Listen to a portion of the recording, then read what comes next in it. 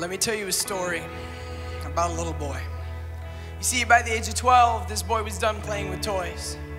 He was lied about extremely and brought to court in every way demeaning. There, as a criminal, he was tried with no evidence except for what had been implied by lies.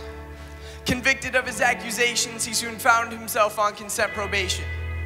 Assigned to group therapy with criminals and thugs, this sheltered pastor's kid found himself a dangerous kind of love.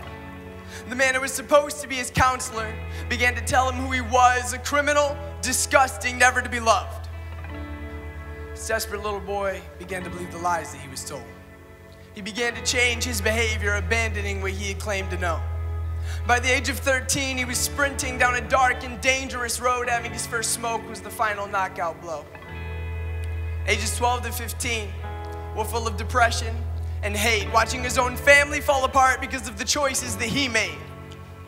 Finally an addict, violent and depressed, this desperate little boy raised a knife up to his neck. Crying out to a God that he no longer believed existed, he now questioned the very point of staying with the living. What followed was nothing but bitter tears and sleepless nights, broken hearts and painful fights. That little boy died May 30th, 2012. And yet, he's standing before you, alive and well. You see, that little boy was me. But back to May 30th, 2012. You see, I sat in the back row of my youth group, 707, acting out of my living hell. I spent my time that night making fun of a new worship song till my youth pastor sat me down and showed me where I was wrong. See, he kicked me out of youth group. I was that bad of an influence on my peers. But wait, there's more than their peers. You see, he began to rant about how much potential I was wasting, and he asked me what it was that I was really chasing. I finally looked up at him with tears in my eyes and I said, I know what I was pretending to believe is really lies. That night, God started to help me overcome my wall of pride. Fast forward 1 month to a camp called Lake Ann. It had now been 3 years since my troubles began. Worship night at camp, singing with arms to the sky, goosebumps covered my body, and I was finally alive. I turned to a new friend next to me who had tears streaming down his face, and I asked him about a choice he had to make.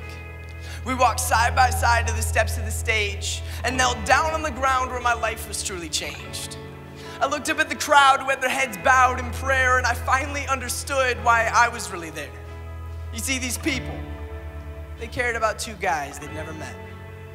That took hold of my heart like I was under arrest. I spent 3 hours that night just worshiping my God. And when I finally got home, my friends found me acting up. You see, I've never been the same, and I hope I never am. That's how I know that me standing before you is a part of his plan. You see, God took a broken little boy who had been tattered and abused, and he transformed him into something that could be gloriously used. Now, I hope that you'll consider he can do the same thing with your life.